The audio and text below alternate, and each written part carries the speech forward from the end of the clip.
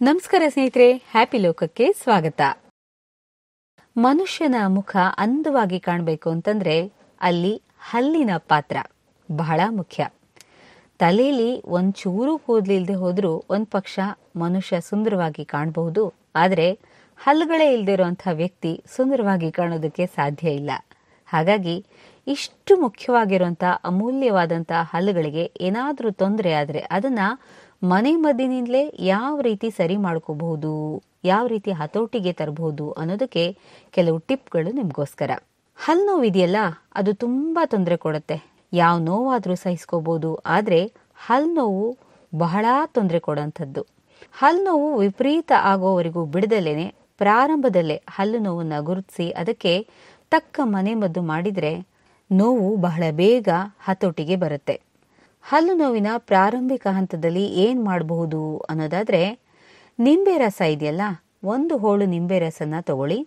ಅದಕ್ಕೆ ಅಪ್ಪಟ ಹಿಂಗು, ಅಂದ್ರೆ ಹಿಂಗು ಬಹಳ ಶುದ್ಧವಾಗಿರ್ಬೇಕು, ಇದು ಬಹಳ ಮುಖ್ಯ. ಈ ಹಿಂಗನ್ನ ನಿಂಬೆ ರಸದಲ್ಲಿ ಕರಗಿಸಿ. ಹೀಗೆ ನಿಂಬೆ ರಸದಲ್ಲಿ ಕರಗಿಸಿರುವಂತ ಹಿಂಗನ್ನ ಸ್ವಲ್ಪ ಬಿಸಿ ಮಾಡಿ ಅದನ್ನ ಹತ್ತಿಯಲ್ಲಿ ಅದ್ಕೊಂಡು ಎಲ್ಲಿ ನಿಮ್ಗೆ ಹಲ್ಲು ನೋಯ್ತಾ ಇದೆಯೋ ಆ ಹಲ್ಲಿನ ಮೇಲೆ ಇಟ್ರೆ ಕೆಲವೇ ನಿಮಿಷಗಳಲ್ಲಿ ಹಲ್ಲು ನೋವು ನಿವಾರಣೆ ಆಗುತ್ತೆ.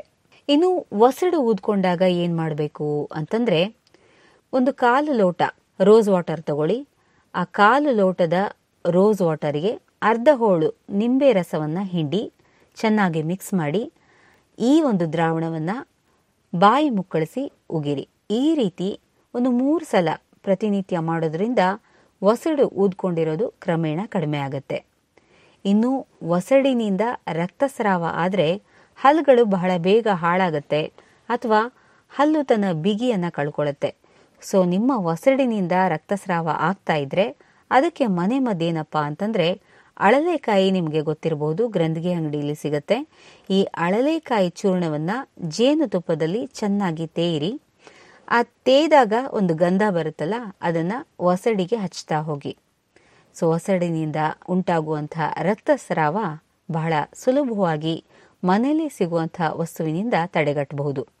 ಸೊ ಇಷ್ಟು ಟಿಪ್ಪನ್ನು ಅನುಸರಿಸಿ ನಿಮ್ಮ ಹಲ್ಲನ್ನ ಅಂದವಾಗಿ ಇಟ್ಕೊಳ್ಳಿ.